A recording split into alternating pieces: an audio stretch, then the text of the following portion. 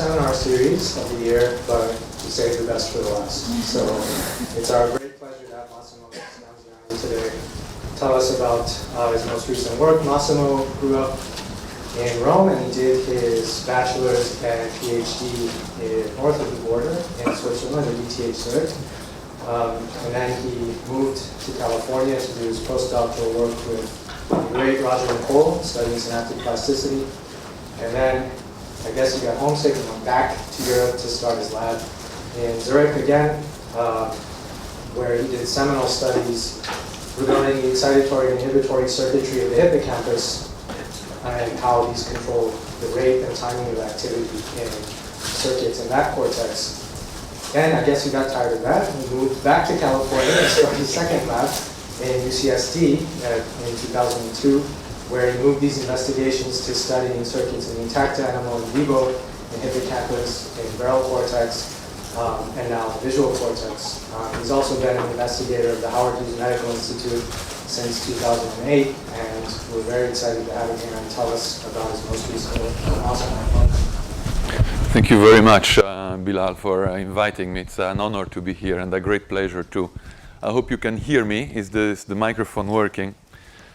So today I'm going to take the opportunity of showing you what we've done over the past 5 or 6 years in our study of visual cortex. I hear like an echo maybe. Is this normal? I'm hooked up on 2 microphones. I don't know which one I should switch off, which one I should keep on. But that might be disturbing, maybe it's this thing here. Anyways, so over the past 50 or 60 years, there's been an enormous progress, mainly made by system neuroscientists, in identifying the most basic computations that are performed by cortex. And a great example of this effort is the visual cortex of the cat, in which system neuroscientists, simply by thinking meta wires in this area, have discovered some phenomenal computations like the tuning of orientation of neurons in visual cortex, their selectivity to direction, their contrast invariance, their contrast preference function, etc., etc. And so anyways, those neurons in visual cortex are capable of extracting very specific features out of the visual environment. In an effort that actually predates the one of system neuroscientists, an effort that probably started in the mid-19th century, anatomists and later cellular neuroscientists and cellular physiologists have described in great detail various components of the cortex, the morphology and cell types of cortical components, their interaction, their synaptic interaction, their anatomical interaction, all the connectivity pattern. And that effort has led us to today's vision of the various neuron types of the cortex, how they interact, what the physiology is, what the dynamic of synaptic transmission are. And yes, those 2 efforts, the one of system neuroscientists and one of anatomists and cellular neuroscientists, have developed essentially in parallel with relative little interaction, such that today we still have a very, very limited view about how those components of the cortex and their very specific connectivity pattern give rise to those beautiful computations that have been described by system neuroscientists. And so the effort of my lab in the past 6 or 7 years and of several other labs in the world today is to bring a bridge between those 2 disciplines and essentially figure out how the component of the cortex and their connectivity pattern give rise to the computation that you can find in sensory cortex, essentially bridging the gap between system and cellular neuroscience. We use the mouse, and we use the mouse for genetic tractability, which is very important methodologically today. And we visual cortex of the mouse, essentially primary visual cortex, because through this effort of system neuroscience neuroscientist I was referring to earlier on, there is a very well-established set of stimulus parameters that allow us to trigger activity in primary visual cortex, and also a very well-established set of response property from neurons in primary visual cortex to those stimuli. Now we are very well aware that the mouse is an animal whose acuity is much worse than the one of carnivores and primates, the classical model system to study vision. The receptive fields are much larger. The receptive field of a mouse V1 neuron is about 20 degrees or so, as compared to a fraction of a degree in the receptive field of a V1 macaque neuron, right? Nevertheless, what's very important is that many of the basic computations that have been originally described in the cortex of cats and monkey could be repeated in primary visual cortex of mouse, including orientation tuning, direction selectivity, spatial frequency tuning, surround suppression, contrasting variance, and so on. So we think that those few square millimeter of tissue in the back of the head of the mouse are a good starting point to understand the cellular basis for those very basic computations originally described in larger mammals. Just get that. So, but do mice actually use their primary visual cortex? That's a question that one gets quite often, and it's also a relevant question because the mouse, like many mammals, have two visual systems that work in parallel. One is the retinal geniculate cortical system, and the other one is the retinotectal system, right? In fact, if you look at the projection of the mouse retina to the superior colliculus, to the tectum of the mouse, you see that a large fraction of retinal axon project the tectum to the superior colliculus, and hence you could imagine that a lot of visually guided behavior in the mouse actually rely on this retinotectal system rather than on the geniculocortical. So do they actually use V1? And for this, we developed a very simple visually guided behavioral task.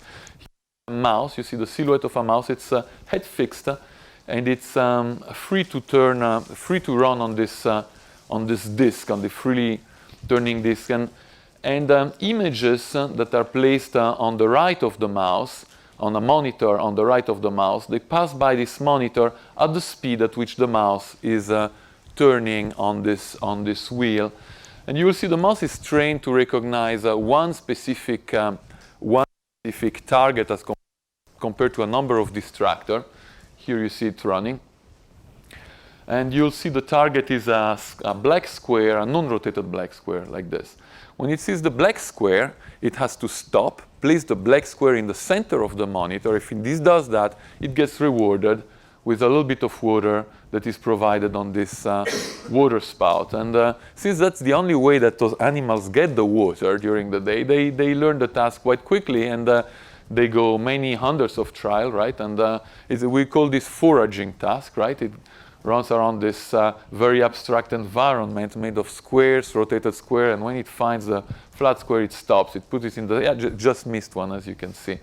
But anyhow, it gets very good at doing that. So this is clearly a visually guided behavior. This doesn't mean that it's mediated by visual cortex, right? It could be in theory, a behavior which is visually guided but mediated by superior colliculus. So how do we test for this? So first we need to score this behavior.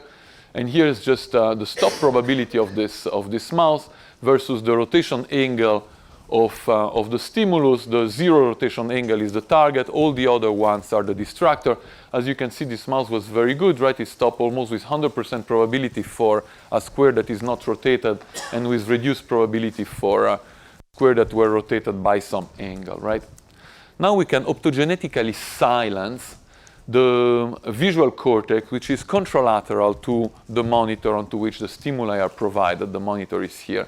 And as you can see, if you do that, the mouse stop performing, essentially. It keeps on running and passing by the stimuli without ever stopping. At least this is the strategy that this mouse uses, right? So clearly, its primary visual cortex, at least the one contralateral to the monitor is very important for this behavior.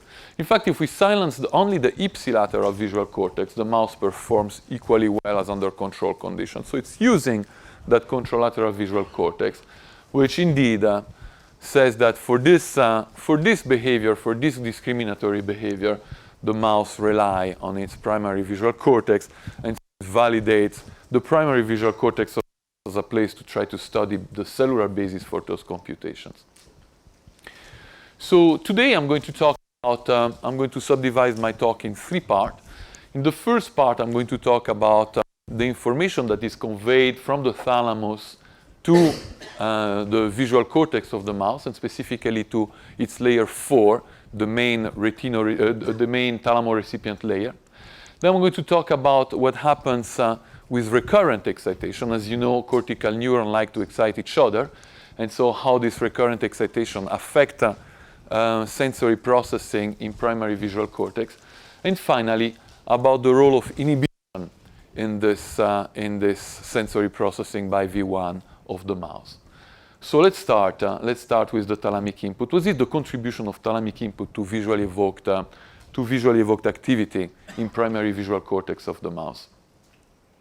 So as you know, neurons in visual cortex have respond to oriented stimuli. Those oriented stimuli can be shown as gratings, right? Grating of dark and white stripes, drifting in a direction which is orthogonal to the main axis to the grating, so they have 2 directions to drift. And this is a current clamp recording from a layer 4 neuron. You see that if we present a grating here, which has its bar in this orientation and is drifting towards 11 o'clock, we can produce very robust responses in this layer 4 neuron, right? The responses are a fluctuation of the membrane potential at the main frequency of the stimulus, right? This passage of black and white bars through the receptive field of the neuron. This gives you this main fluctuation.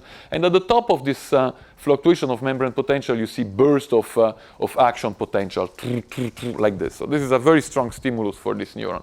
Now, however, you see that if we slightly change the orientation, right, by 60 degrees or so, now the response is much weaker, just 1 action potential for this trial. And we can do this for ortho orientation and direction. And clearly we can see that the orientation of the stimulus that is best to drive action potential in this neuron is the orientation, right, as shown here. And the best direction is when this drifting grating actually drifts toward 11 o'clock as compared to 5 o'clock, right? And this is a polar plot of this of the response of this neuron. Clearly, it likes a specific orientation of the grating drifting in a specific direction. This can be shown also in a linear plot, right? Again, the preferred direction of the stimulus is this 330 degrees towards 11 o'clock. And so the question that we can ask here, right, what is the contribution of this thalamic input, right, to orientation and direction selectivity? So the first thing that we need to do in order to address what the role of the thalamic input is to isolate this thalamic input onto cortical neuron. And this is a very important issue because the vast majority of excitatory input that layer 4 neuron receive is excitatory input from neighboring neuron, not from the thalamus. In fact, anatomically, between 90 and 95% of all excitatory input from a layer 4 cortical neuron come from other cortical neuron, and only 5 to 10% of the synapses formed on a layer 4 neuron are of thalamic origin. So we need to isolate those blue synapses. And how do we do this?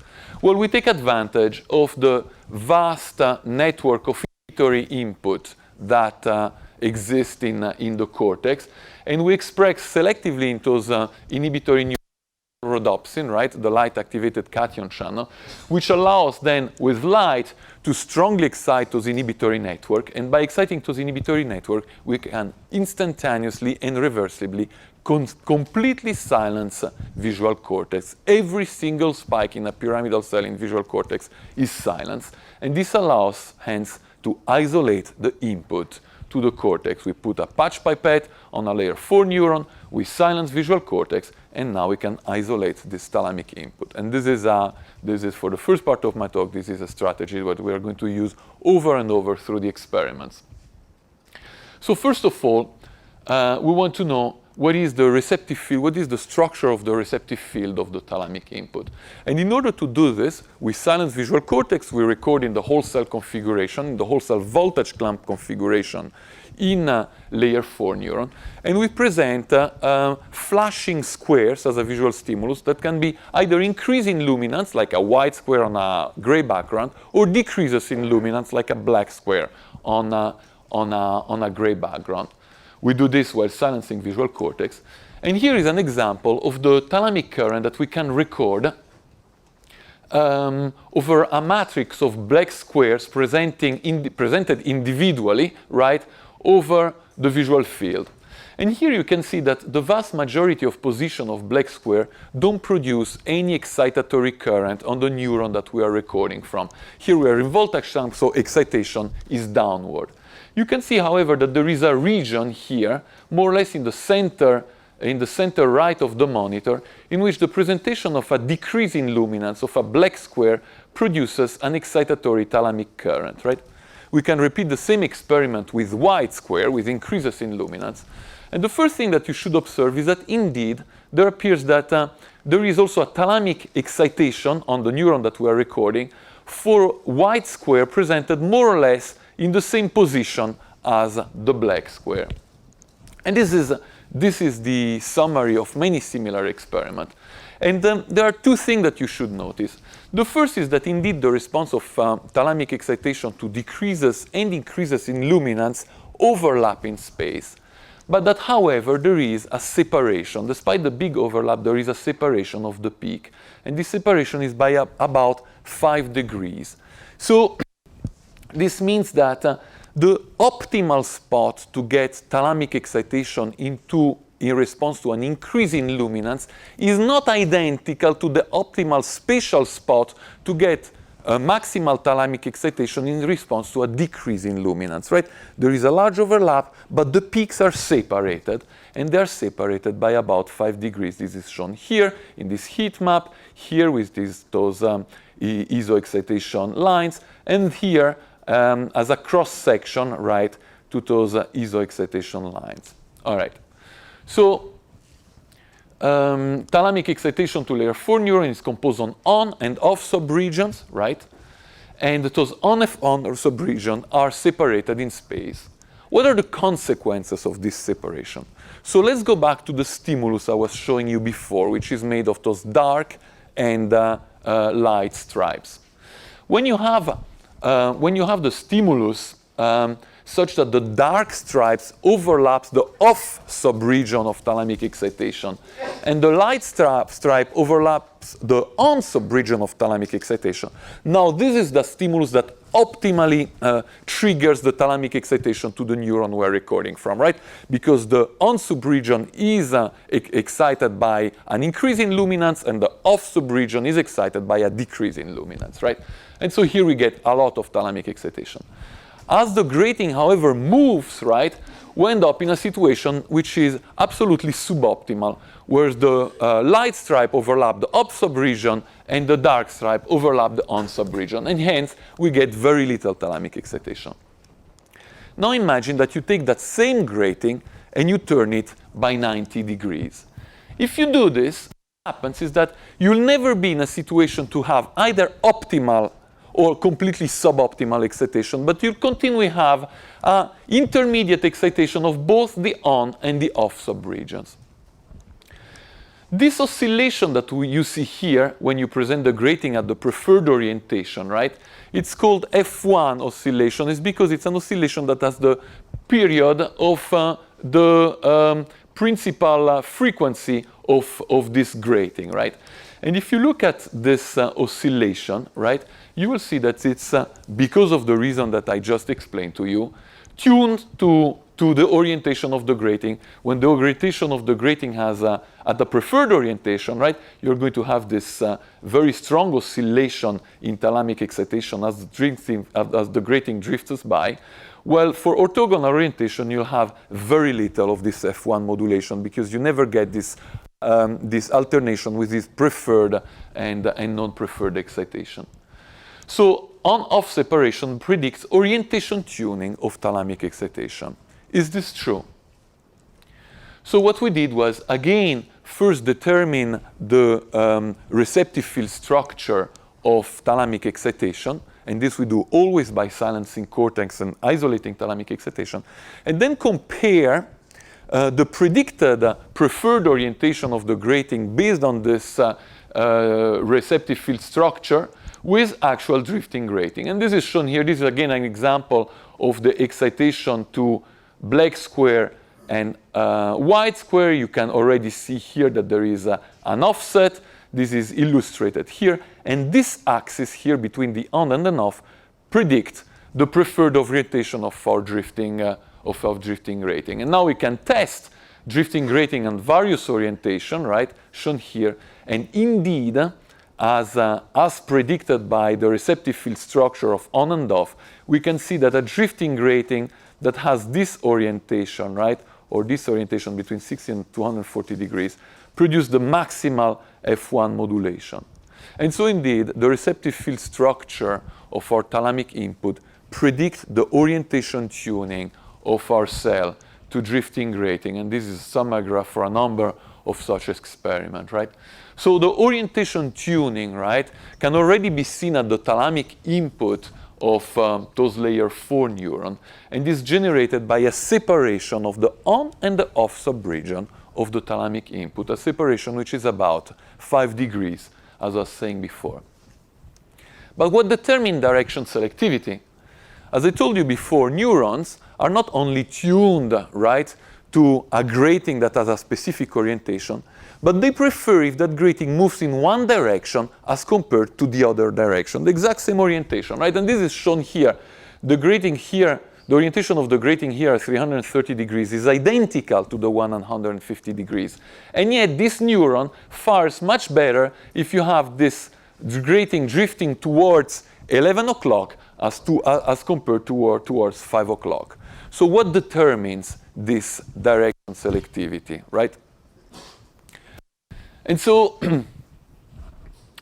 we looked at the thalamic excitation to various drifting gratings, and this is again a situation in which we voltage clamp a layer 4 neuron, right?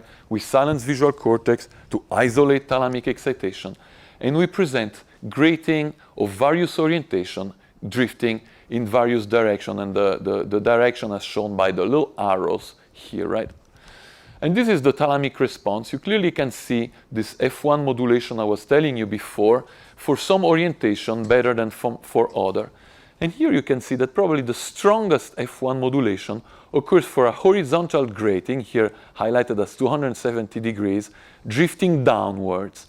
The other horizontal grating, right, the 90 degrees, also has a relatively well-pronounced F1 modulation, but clearly not as strong as the one that's drifting downward, right? The one of drifting upwards has downwards has a much stronger F1 modulation.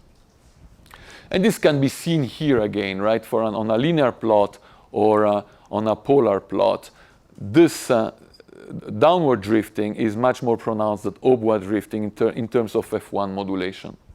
One important thing that I would like to mention is that if you integrate the current over the time course of those 2 seconds of visual excitation, which means if you look at the charge of this current, in other words, the charge is the amount of glutamate that the thalamic synapses have been dumping on your visual cortical neuron over the time course of those 2 seconds of visual stimulation. those ones are absolutely not tuned. It's the same amount of glutamate has been dumped independently of the orientation of the stimulus and the direction of the stimulus, right? It is the amplitude of the fluctuation that depends on the orientation and the direction. But the total amount of excitation as quantified by the charge doesn't change. And this is shown both in the linear plot as well as in the circular plot. So the implication is that the total amount of excitation that the thalamus provides on this neuron is the same no matter what the orientation and direction of the stimulus is. It is the amplitude of the excitation that changes, which means that somehow the temporal properties, right, of when the thalamus decides to release glutamate onto the neuron is important. So the amplitude of thalamic excitation is directionally selective.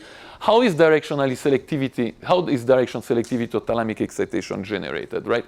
Thalamic excitation must summate in time more efficiently in one direction as compared to the other.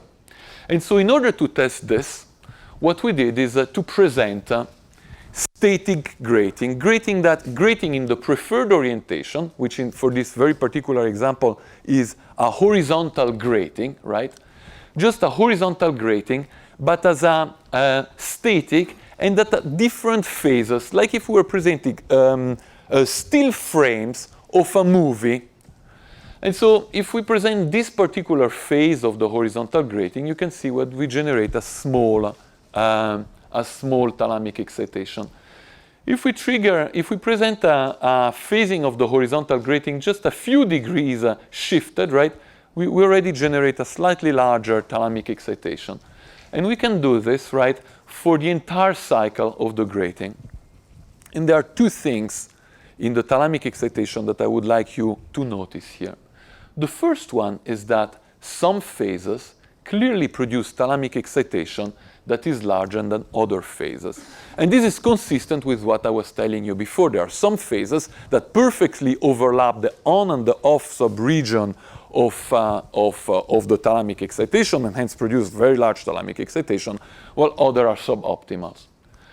But there is another aspect which is absolutely fundamental that I would like to highlight here, is that some phases produce thalamic excitation that is very fast in its decay.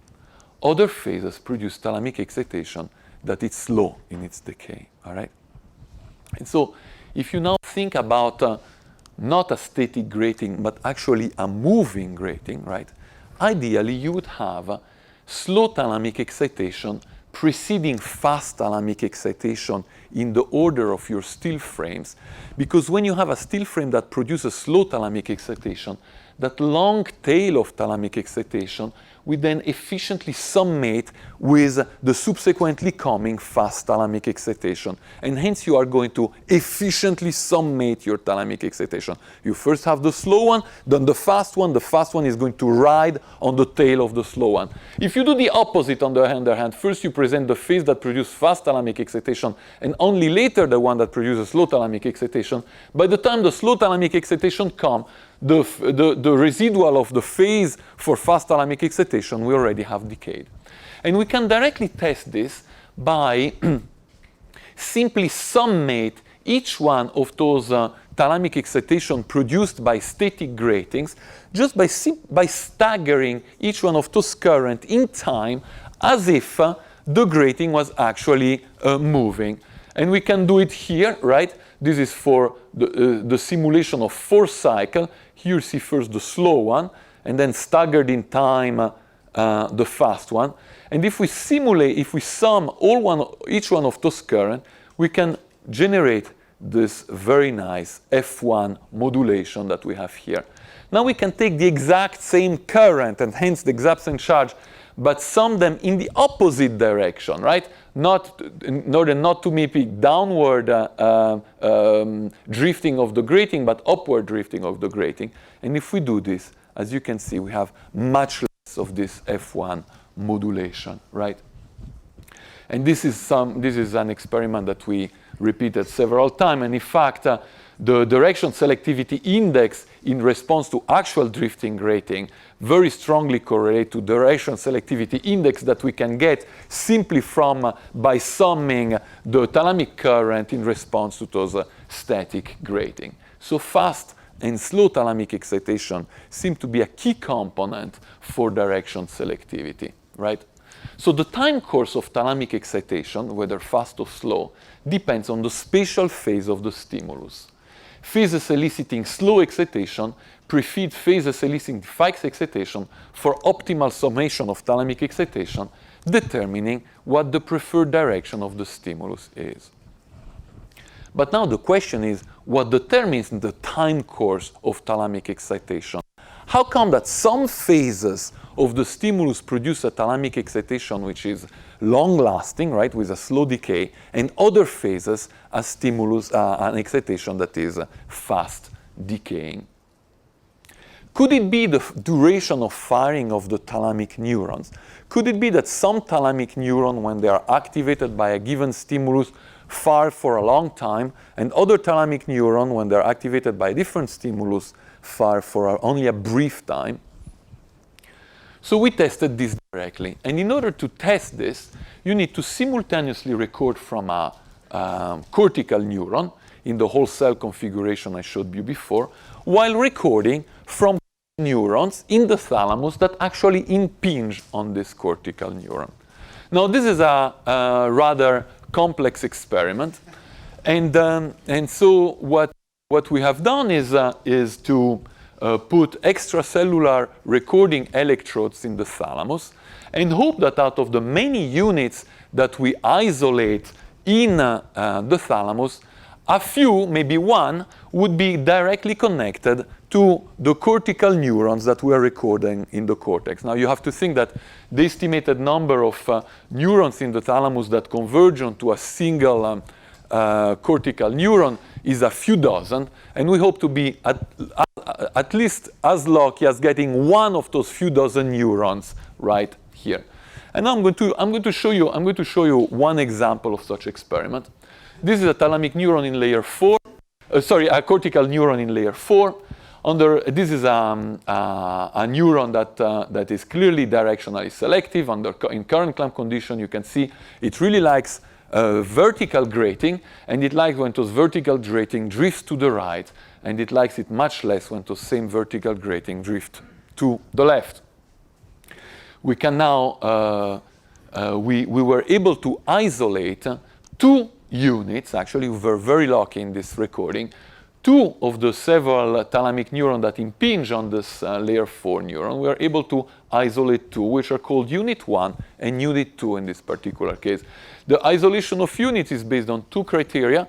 They must trigger, their spiking must trigger a current in the postsynaptic neuron, an excitatory current.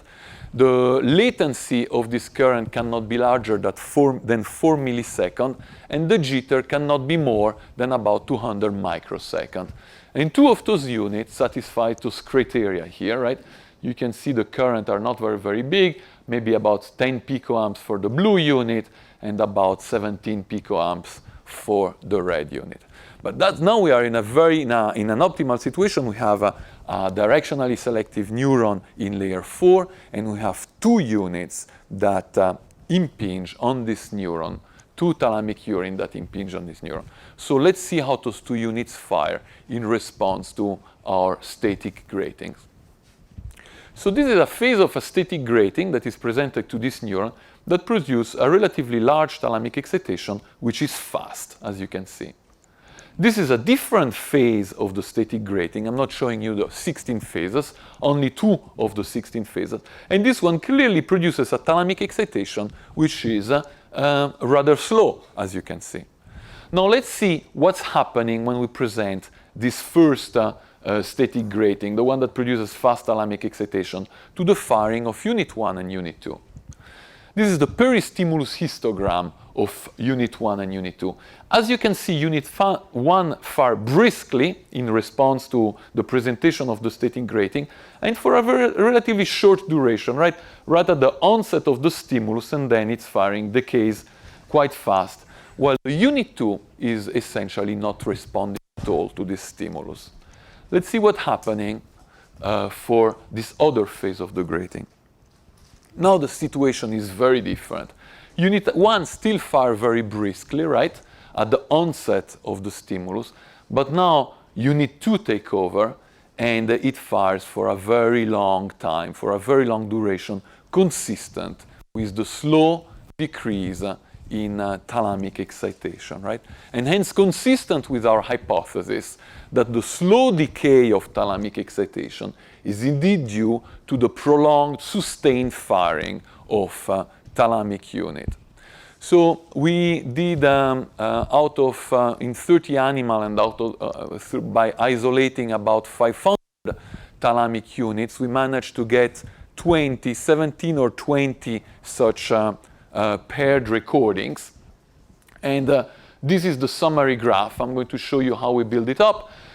We first created a heat map of the thalamic currents, right? And so this just illustrates how a heat map for a fast thalamic current looks like, right? The hot colors are relatively early. For a slow thalamic current, the hot colors are distributed over time, over a longer interval, right? And we did the same for the for the peristimulus time histogram of the recorded pairs, right? You can see here for a brief peristimulus histogram, for a transient firing of a neuron, we have only we have a hot color very early on, while when the neuron, as in the case of this red neuron, fires for a long time, the hot color are prolonged over time. And so the first thing we do is order for those 20 pairs, right, the duration of thalamic excitation throughout all the 16 phases that we presented on each neuron according to duration, right? And you can see the fastest current are down and the slowest current are up, right? And now we match the peristimulus histogram of the presynaptically recorded pair. And as you can see, for during long excitatory current, right, we have peristimulus histogram that last for a very long time, all the way to the end of our time scale here.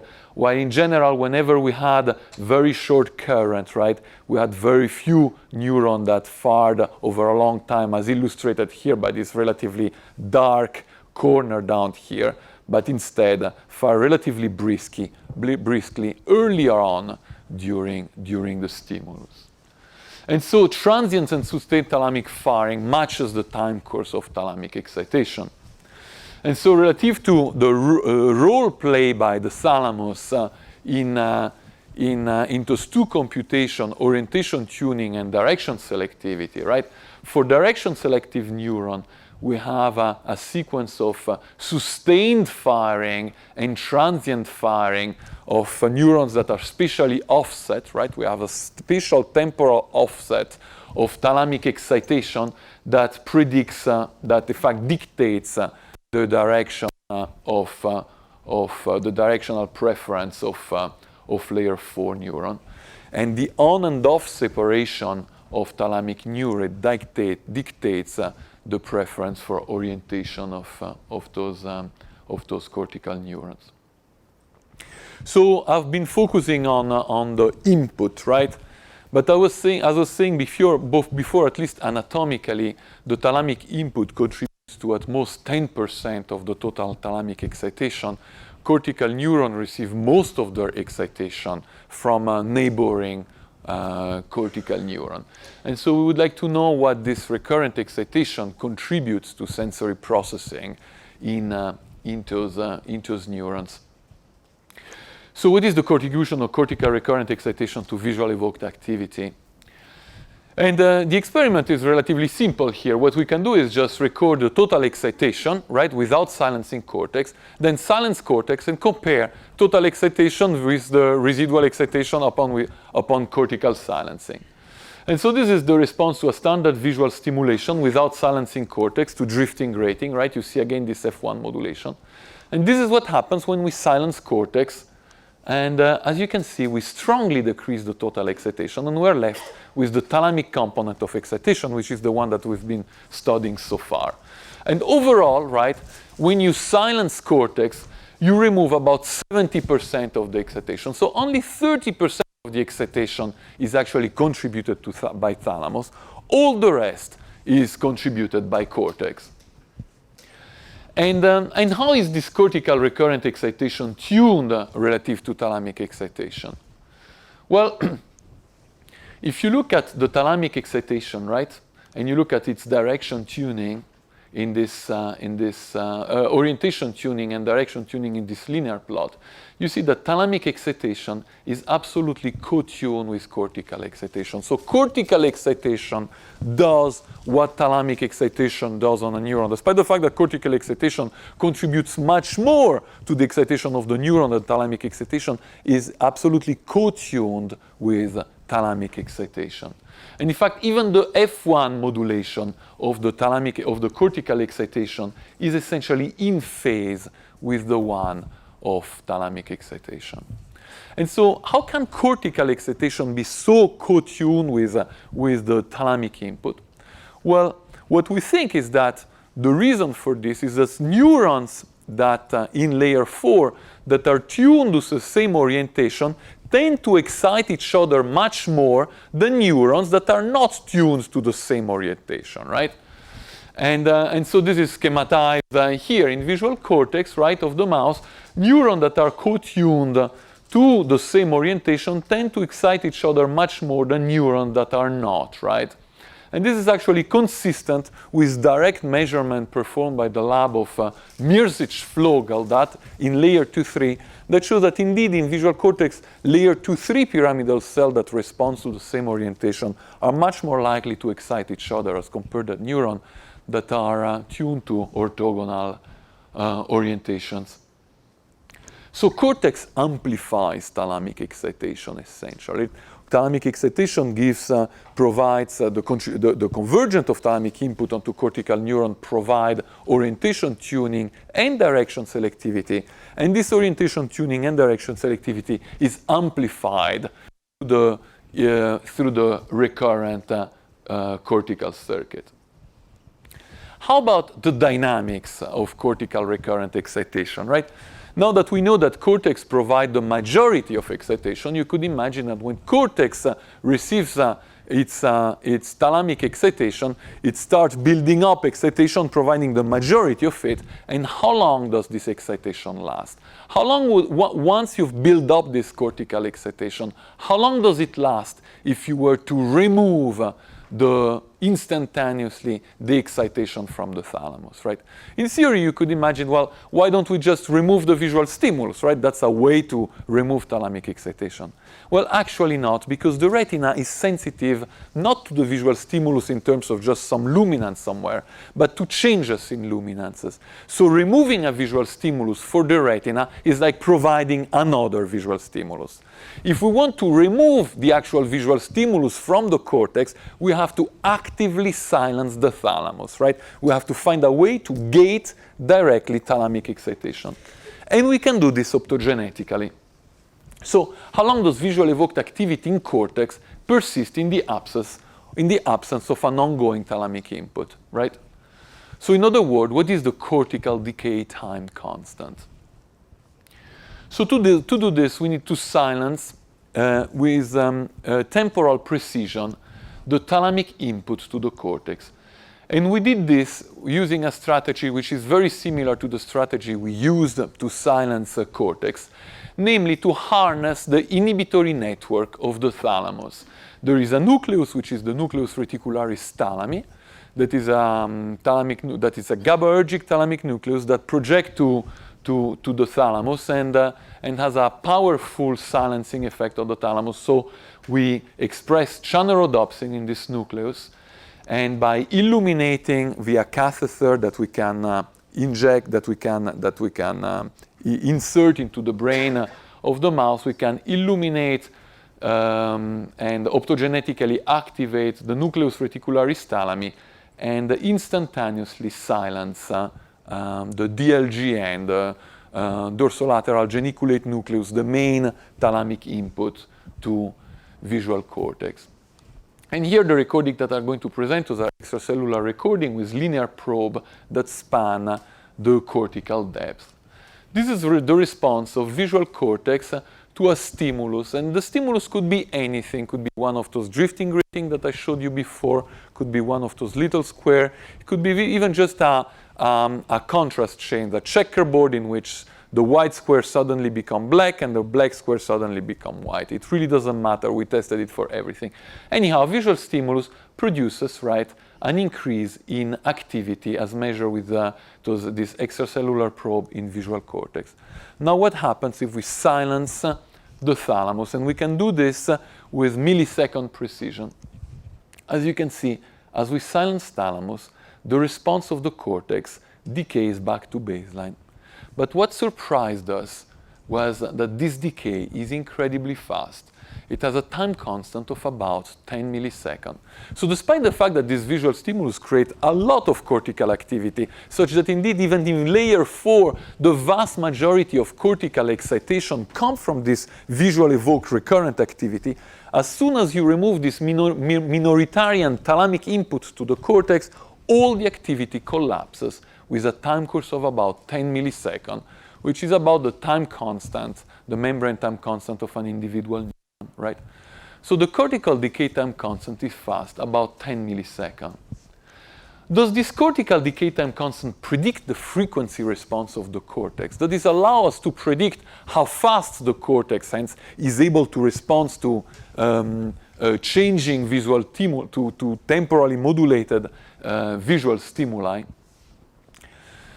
So in order to address this, we simultaneously recorded from the thalamus and the cortex and provided temporally modulated luminance stimuli. Essentially, it's a monitor without any spatial structure of the stimulus. The only thing is that the luminance of the monitor is modulated in time sinusoidally at various frequencies, right?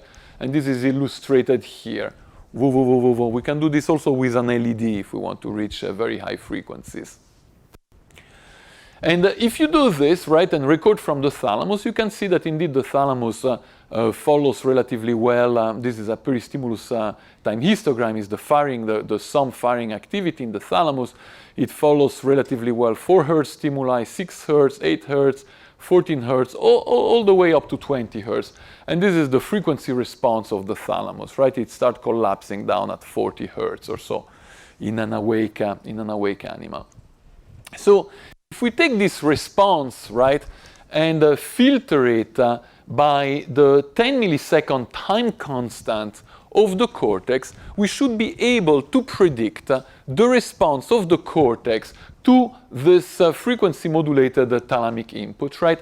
And this is our predicted frequency response of primary visual cortex based on the filtering of those thalamic responses to temporally modulated visual stimuli to this 10 millisecond time constant. This is what we predict visual cortex should be able to do, right? Essentially follow everything relatively well up to 15 Hertz and then filter out, right? Every frequency above 15 Hertz. Now, is this true?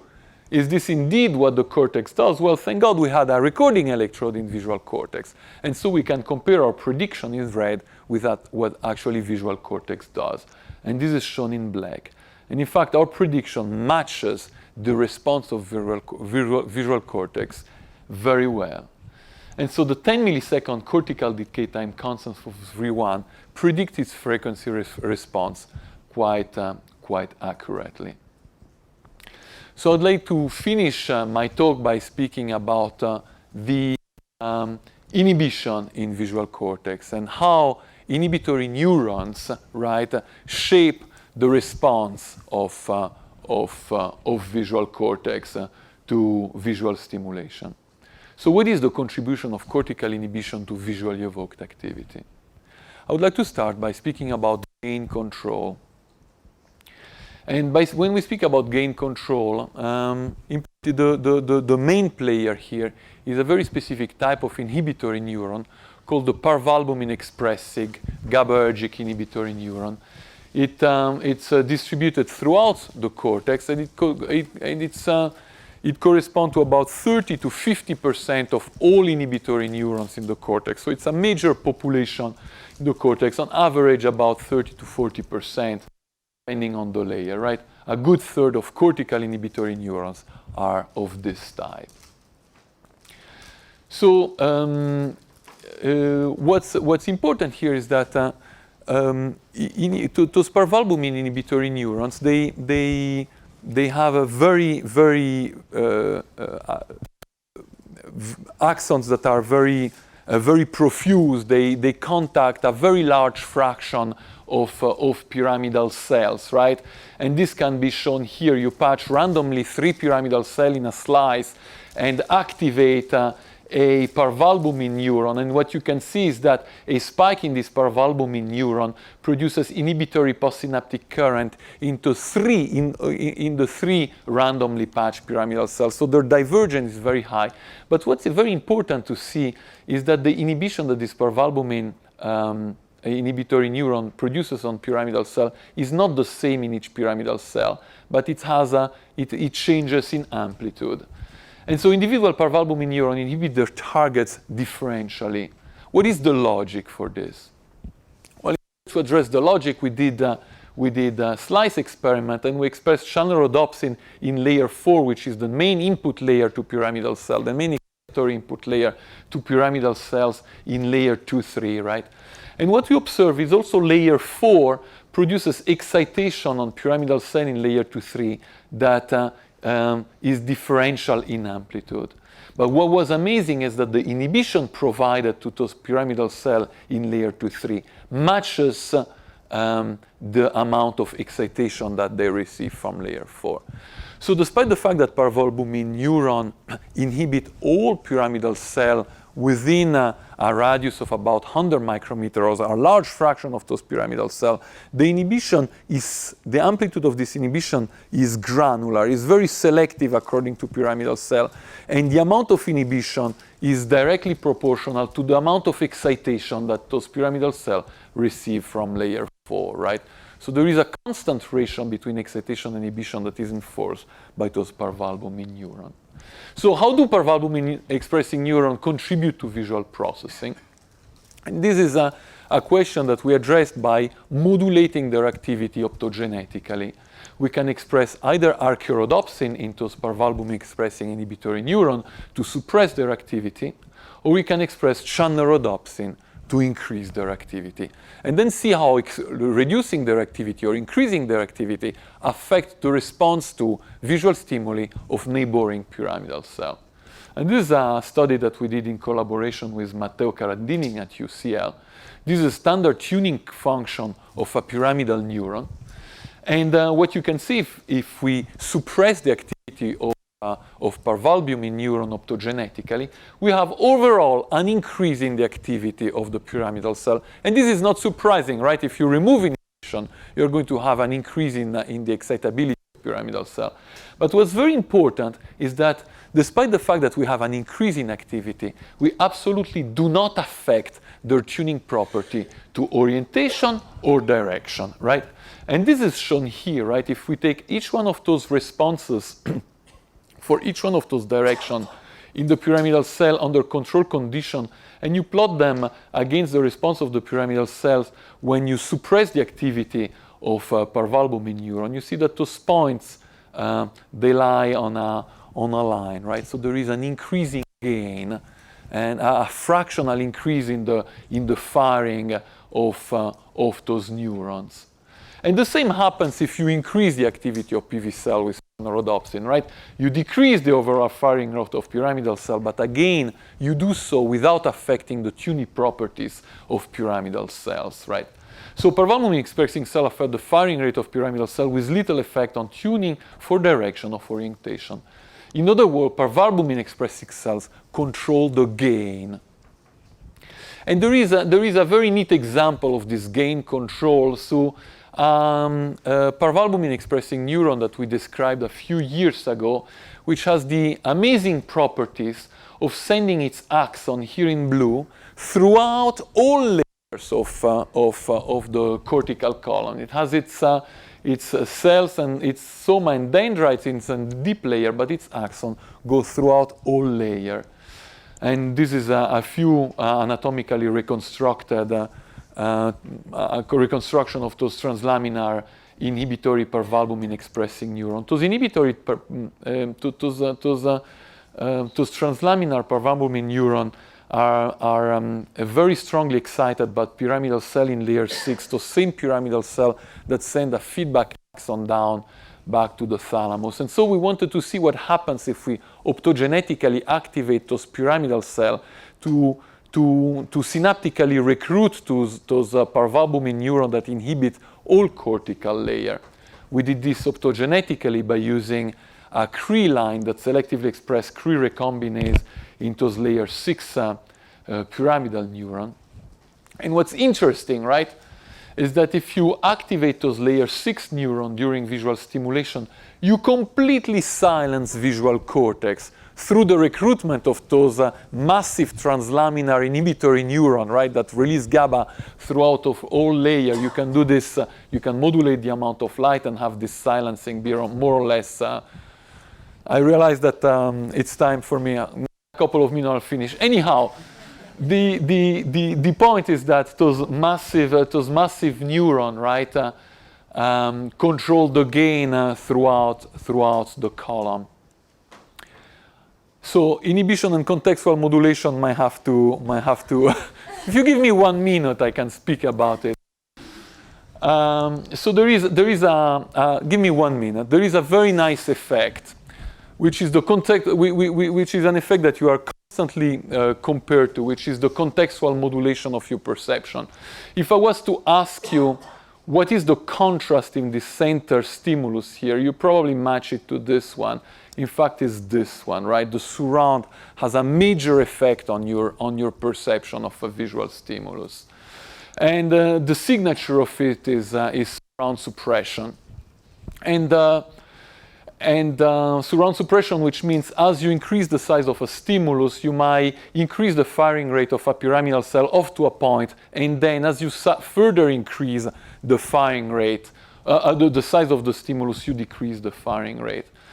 And essentially, what we recently discovered is that there is an inhibitory neuron, which is another one, not the parvalbumin, but the somatostatin the somatostatin expressing inhibitory neuron that loves very large stimuli, that is specifically excited by very large stimuli, and upon activation by very large stimuli, suppresses pyramidal neuron. So anyways, let's forget about those data and go to the acknowledgements, which are half an hour from here.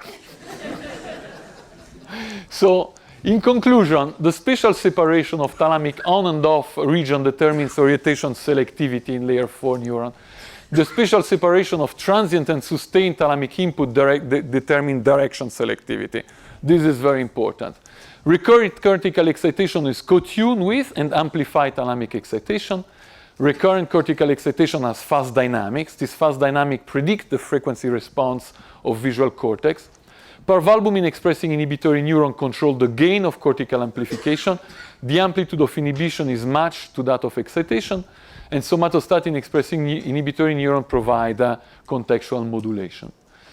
This work was made by Anthony Lien, by Kim Reinhold, by Ming-Shan Su, by Bassam Attallah, by Sean Olsen, by Dante Bortone, by Hillel Adesnik, and by Carsten Pfeffer. Thank you very much, and sorry for the length of the talk.